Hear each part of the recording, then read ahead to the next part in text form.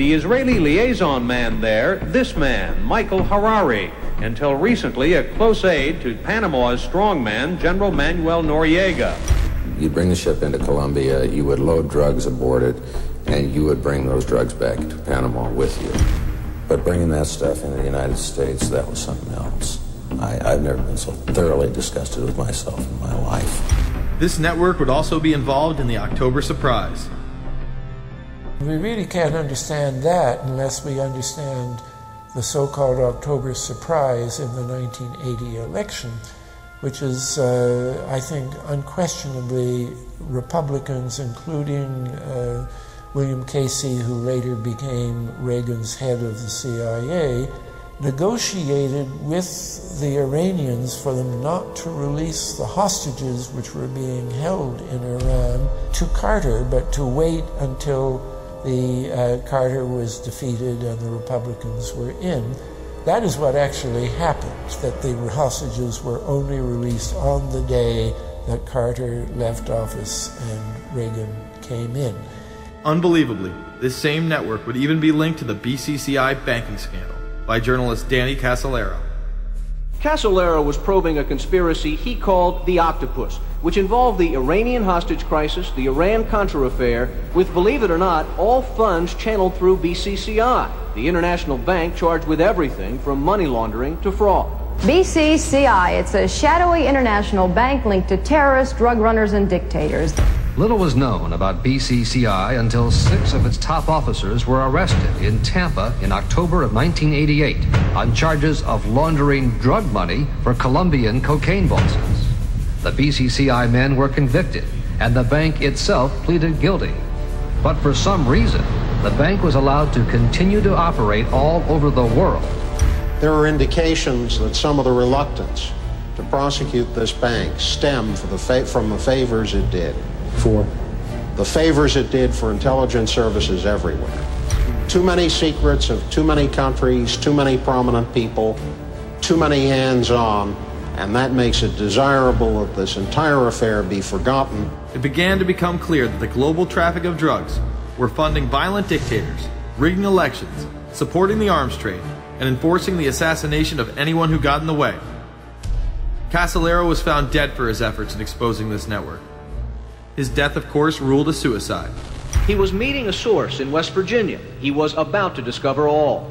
Instead, his body was discovered in a hotel room with 12 slashes in his wrist, but when the local authorities ruled it suicide, the family said, no way. The housekeeper had taken calls threatening his life. And I pick it up telephone, I say hello, and he say to me, you son of a bitch, you's dead. Casolaro would not be the only person involved in the scandal to wind up in a casket. Meet Barry Seal. At first, the media portrayed Seal as a drug dealer gone good, who was assassinated by the Colombian mafia. Authorities believe last night's machine gun killing of top drug informant Barry Seal was ordered by drug bosses in Medellin, Colombia, who sent 5 men to Baton Rouge to kill Seal. Sam Dalton was the lawyer that represented the Colombian hitmen convicted of his assassination. We were trying to subpoena the CIA because we felt like they had documents, exhibits, and evidence that would indicate complicity in Seal's assassination. When they were able to gain access of Barry Seal's trunk the night of the murder, the personal phone number of none other than George H.W. Bush was present. Louis Unglesby, the former attorney for Mr. Seal, also confirms that he once called the office of the vice president after Seal had given him the number. You see, the Black Ops drug smuggling operation had not yet been exposed, and intelligence couldn't take any chances.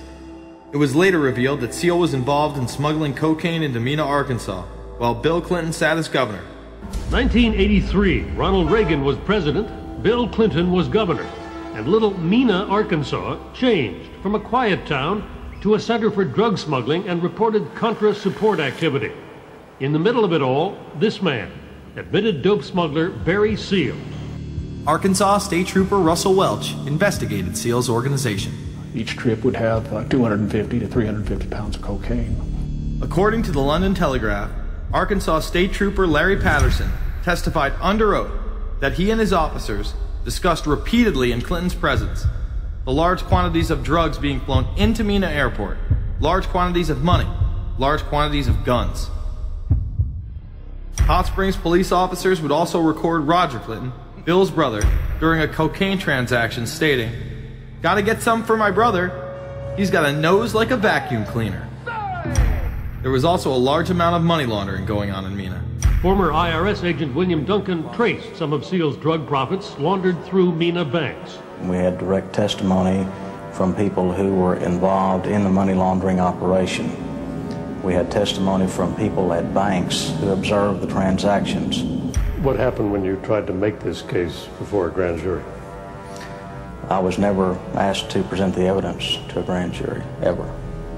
This very same network used BCCI to fund the Afghani rebels. The deputy director of the CIA, Richard Kerr, said late today that the CIA did use the Bank of Credit and Commerce International, BCCI, to support CIA activities overseas. Most people still believe that the Soviets had maliciously invaded Afghanistan in order to spread their communist agenda. The Al-Qaeda was essentially a kind of a byproduct of Brzezinski's campaign to embarrass the Soviet Union in Afghanistan.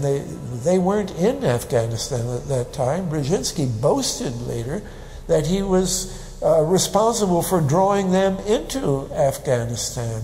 And he did this extraordinary interview with Le Nouvel Observateur in France, and they said, "But aren't you worried that you've created this whole new force of Al-Qaeda?" And he said, "Oh, important, a few crazed Islamists or the fall of the Berlin Wall." And they said, "But you know, is there no danger? Aren't they dangerous?" And he said, "Nonsense." He said all this in 1998. I knew Brzezinski at McGill University. We were students together and took very small classes together. And in some ways he's bright, and in some ways he's kind of nuts. And he had the kind of nuttiness that made him attractive to the Rockefellers.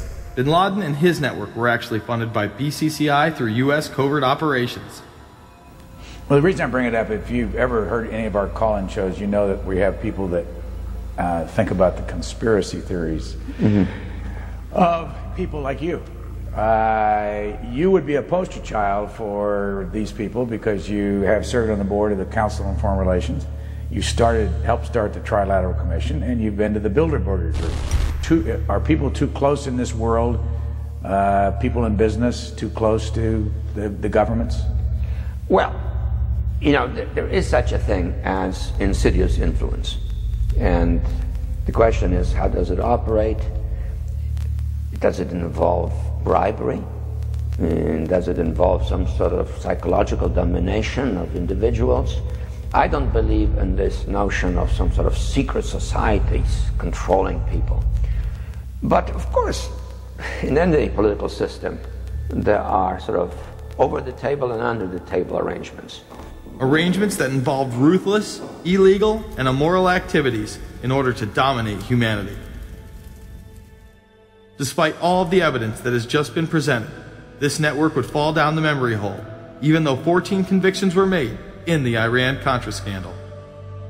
The continued cover-up would be made possible by George H.W. Bush. These documents that came forward in the North trial clearly reveal the involvement of the Vice President to a greater degree, I think, than he has acknowledged heretofore. This, of course, did not stop him from pardoning those involved during the twilight of his presidency. Some new reverberations today to President Bush's Christmas Eve surprise, the pardoning of former Defense Secretary Caspar Weinberger and several others in connection with the Iran-Contra allegations. Well, now the special prosecutor says it's the president who needs to explain some things. The real issue is why the notes weren't produced 5 years ago when the congressional investigation and the independent counsel's investigation had requested them. Because high-level political officials scrambled to limit the investigation and establish plausible deniability for the upper echelons of the network, including Bush himself. So who is this guy, and how did he come to power? To understand that, we must first take a look at his father, Prescott. Prescott was born into privilege and became extremely influential in business, intelligence, and politics. He helped establish the CIA out of the Army's Office of Strategic Services with the Dulles brothers.